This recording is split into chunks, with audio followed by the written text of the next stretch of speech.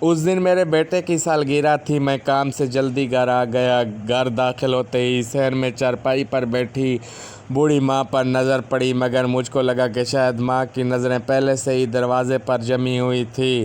مگر میں نظر چراتے ہوئے، سر جھکاتے ہوئے سلام کر کے اپنے کمرے کی طرف چل دیا اور ماں کا ہاتھ اٹھا ہوا ہی معلق رہ گیا۔ میں اپنے کمرے میں صوفے پر بیٹھ کر سوچنے لگا کہ شاید ماں نے کچھ کہنا تھا۔ میری بیوی، جو کہ پہلے ہی کمرے میں موجود تھی، مجھ کو یوں دیکھ کر بولی، کیا ہوا؟ کس سوچ میں ہیں؟ آج تو بیٹے کی سالگرہ ہے، خوش ہو جائیے، سارا انتظام میں نے کر دیا ہے۔ میں نے بڑبڑا کر کہا، ہاں ہاں بالکل، مگر میری نظروں کو وہی ہاتھ معلق دکھائی دے رہا تھا۔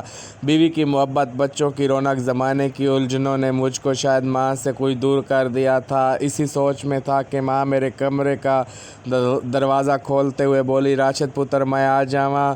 ماں کا یہ جملہ سنتے ہی میں کانپ گیا۔ بیوی بولی، کیا ہوا؟ کیا ہوا؟ میں کانپتے ہوئے بولنے کی کوشش کرنے لگا۔ اتنے میں ماں اندر آ کے بولی، پتر آج بڑی جلدی آ گیا ہے، اللہ خیر کرے ماں صدقے۔ میں بولا، ماں ویسے ہی جلدی آ گیا۔ ماں بولی، پتر تیرے نال ایک گال کرنی ہے۔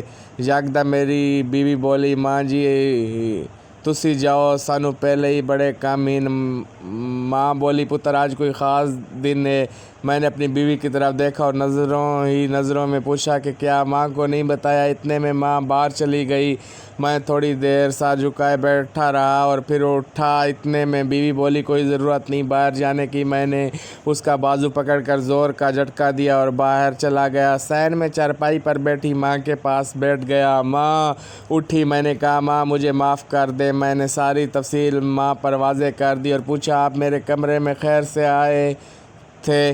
ماں بھی نہ ایک دم سے معاف کرتے ہوئے سر پر ہاتھ پھیرتے ہوئے بولی، پتر تیرے باپ دے مرن تو بعد میں کلی رہ گئیاں تے جدوں تک تینوں مل کے پیار نہ کر لواں سکون نہیں ملدا۔ تھوڑا ویلا ہو کے میرے کول بھی بہ جایا کر۔ میں ماں کا ہاتھ پکڑ کر چومتے ہوئے دھاڑے مار کے رونے لگا اور بار بار معافی مانگتا رہا۔ یہ سب میری بیوی ہمارے بچوں کو اٹھاتے دیکھ رہی، جس کی آج پہلی سالگرہ تھی، اور میرے سر پہ ہاتھ پھیرتے ہوئے دھیمی سی آواز میں ماں بولی، بس پتر میں تے ایہی گل کرنی سی، بس میں تے ایہی گل کرنی سی، کدی مینوں بھی پوچھ لیا کر، کدی میرے کول بھی بہ جایا کر۔